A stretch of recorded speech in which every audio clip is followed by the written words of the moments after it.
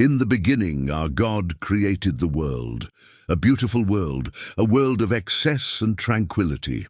And when our God grew lonely, he populated his world with creatures, all of which he made in his own image, similar so none would feel disadvantaged in this world of endless grassy plains, timid rivers, and countless fruit-bearing trees. All creatures lived in relative peace and harmony, for you see, while only we, the innerless, were blessed with the gift of sentience, all others were at least given a basic understanding of how a living creature should act and behave, while under the watchful, caring gaze of a generous and kind God. There was no need for strife or fear, for no one lacked anything.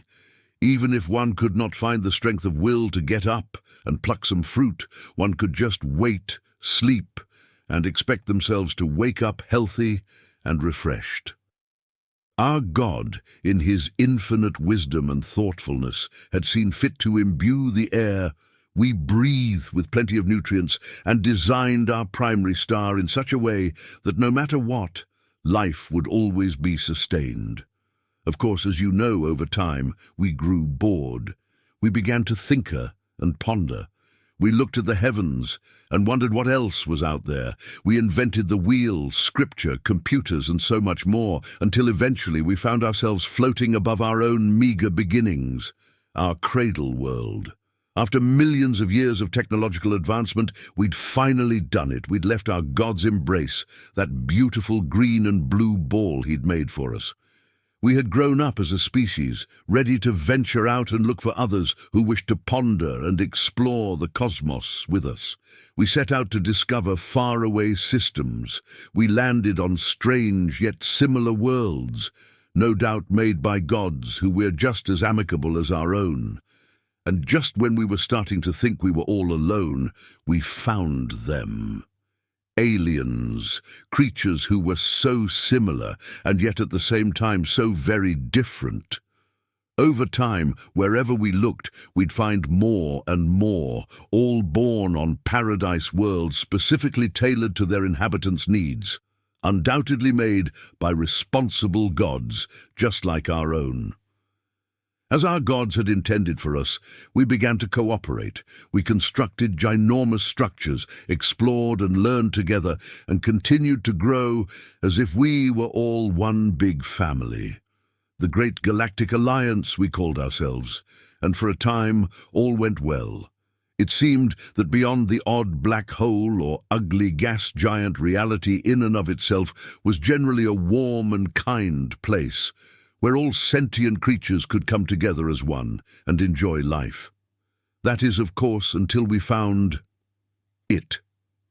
Ever since ancient times, our most esteemed philosophers, scientists, and clergymen theorized about there being a world opposite to all others, one where creatures lived who'd indulge in every possible taboo, where life cannibalized itself and would do anything to ensure its own continued existence. A world of chaos, filled with the coldest colds and the hottest hots.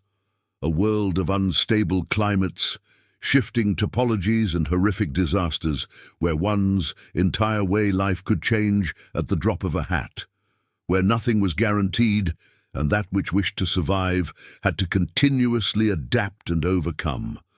A world where only the strong survived and are forced to transform in accordance to the laws of this infernal place.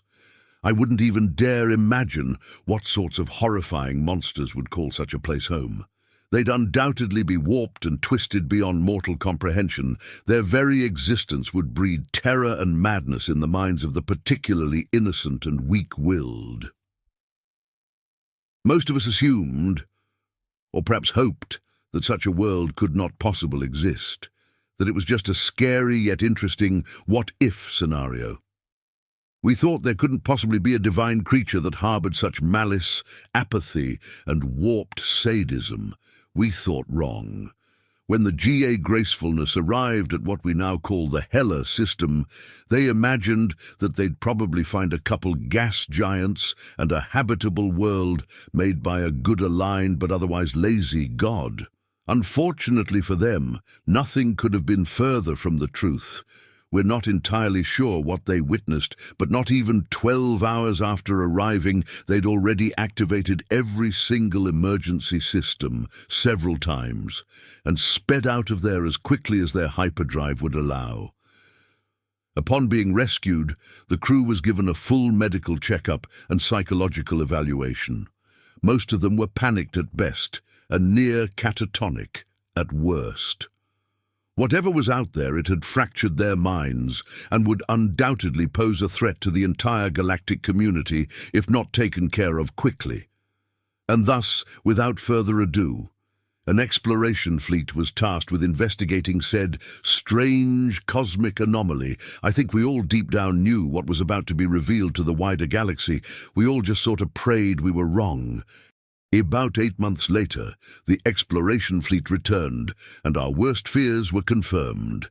There it was, floating on the screen, a blue ball of death and chaos. GA-14. A world of death, inhabited by horrifying monster and twisted abominations. It looked like a malicious tumor on the canvas that is the universe. If the Alliance's bravest and brightest were to be believed, then this planet was apparently infested with every possible nightmare ever conjured up by sentient minds.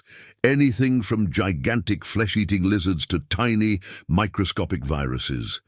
Even this world's flora had a penchant for death and destruction. There was no denying it. We'd finally found it. The world created by the goddess of the never-ending struggle and eternal misery, while all other divine beings aligned themselves with good, and the light she cast of these weaknesses as she saw them, and created a world of strife and destruction. Unfortunately, as we'd suspected, we couldn't keep things under wraps for long. When the news finally made its way to the public, most sane people were, of course, mortified and shocked. But as is often the case, the youths, found themselves taking a less conventional stand. Many claimed to be bored with the current state of things and intrigued by this strange world of horrors and the creatures who live upon it. A sentiment proven and reinforced by the copious amounts of fringe literature and homemade movies, said heathenish curiosity spawned. For a time, we tried to pretend it didn't exist in the hopes that it would just disappear from the public conscious. But alas, the longer we kept ignoring it, the longer its very existence kept gnawing at us.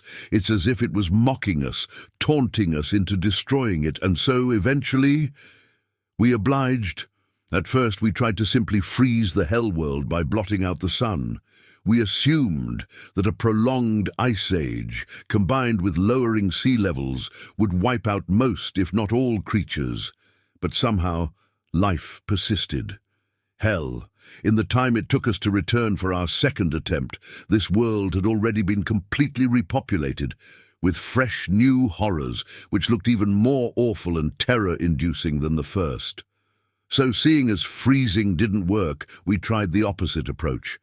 We amplified the sun's rays and began to scorch GA-14's surface. We dried out large bodies of water and prematurely activated every volcano we could find. At first we thought we'd succeeded, that the universe was safe at last, but upon taking a closer look, it seemed that a couple of tenacious little buggers survived. No, not just survived, they thrived. It was only during our third attempt that we figured out we were making a huge mistake. You see, at this point, we had enough. We could practically hear this disgusting world and its wicked goddess taunting us. It was as if we were being toyed with. And so, with very few options left, we decided to make use of certain forbidden sciences we'd once sworn to never unleash upon the universe. I won't bore you with the finer details, but in short, we used technologies that should never have been wielded by mere mortals. We tampered with their atmosphere, quite literally took the breath from their lungs, poisoned every body of water we could find, and for good measure used kinetic gravity-based nukes to try and destabilize their world's core and its tectonics plates, or at least more so than was already the case. We tirelessly observed while methodically tearing this planet apart, one atom at a time, and just like before, everything quickly began to perish. 65%, 85%, come on, 90%, 93%, so close, just a little bit more, 94%, 95%, 96%, yes, 95%, no, 90%, 85%, no, this can't be, 70%, what's happening, 60%, how is this possible, 30%, mass extinction averted. And then it dawned on us, we'd been blinded by our fears and ambitions. In our zealous desire to save the galaxy from the horrors of this world, we'd merely played a hand in fueling its evolution. Only now did we realize that with every doomed attempt, we'd in fact helped the surviving creatures adapt and evolve rapidly. We'd greatly expedited what otherwise would have taken eons. We were doomed from the start. This world's wretched goddess had lured us into her trap and played us for a fool, hook, line, and sinker. It was at this point that many began to lose hope and desert our oh-so-noble cause. Some decided to simply break rank and escape the system, while others sought refuge from the despair-inducing reality we ourselves had created by fleeing into the merciful embrace of madness. There were even a few brave fools, bless their souls, who aimed their ships at the planet, turned on their engines, and with one last prayer, flung themselves at this world, made of nightmares and hate, in one last act of defiance in the face of such immeasurable evil. This three plans, as well as what would eventually be dubbed the sacrifices of the foolish and foolhardy, unfolded over the span of many generations, and after a brilliant scientist, my ancestor decided that enough was enough. Grand Vizier Atlaneo, of the great Inalis theocracy, with the help of the High Priest, managed to convince the High Council to attempt to destroy the world of the Dark Goddess one last time. It was a genius plan, no doubt conceived through a sizable helping of divine inspiration. He theorized that there was only one way to truly destroy an entire world: by hitting it with another world. Of course, as we all know, using a piece of the great divine creation as a weapon is considered blasphemy of the highest order, which is why he opted for something similar. Something world-adjacent, so to speak. And so, for our last attempt at stamping out this wretched scourge, this disease upon the galaxy, our ancestors flung the largest asteroid they could find, imbued with divine energy, at the domain of the Dark Goddess. And just like that it was done. We'd been victorious at last. Surely we needn't have checked whether anything had survived. That would have been preposterous after all. Instead of facts that can be proven wrong, or inventions that break, we had, and will always have, something much more potent: faith. Faith in ourselves, faith in our gods, and faith that tells us that good will always prevail over evil. And as we held faith and observed the surface of this now death and desolate rock from the comfort of our home systems, we could finally determine once and for all that the universe had been saved at last. Or at least that's what we thought, until one of the surveillance drones that the GA Gracefulness had left behind suddenly began to transmit data back to its home system. Apparently something, or rather someone, had initiated its first contact protocol. This had to be some sort of twisted joke. This simply couldn't be true. As much as we didn't want to believe it, the truth simply couldn't be denied. About 37 hours ago, surveillance drone GAG G14 395105 detected the presence of a rudimentary spacecraft leaving planet GA14, thematically named after the Dark Goddess that supposedly molded and crafted said world. While our first attempts at wiping out these monsters had resulted in them adapting to said cataclysms, it seems that our latest failure resulted in them adapting not to our technology, but our minds instead. This accursed world had finally seen fit to birth creatures that could rival our intelligence and ingenuity with cunning and deceit. And now they finally managed to escape their goddess's suffocating embrace. Like the disease they are, they could finally spread themselves among the stars, and soon they would reach us. May the gods help us all.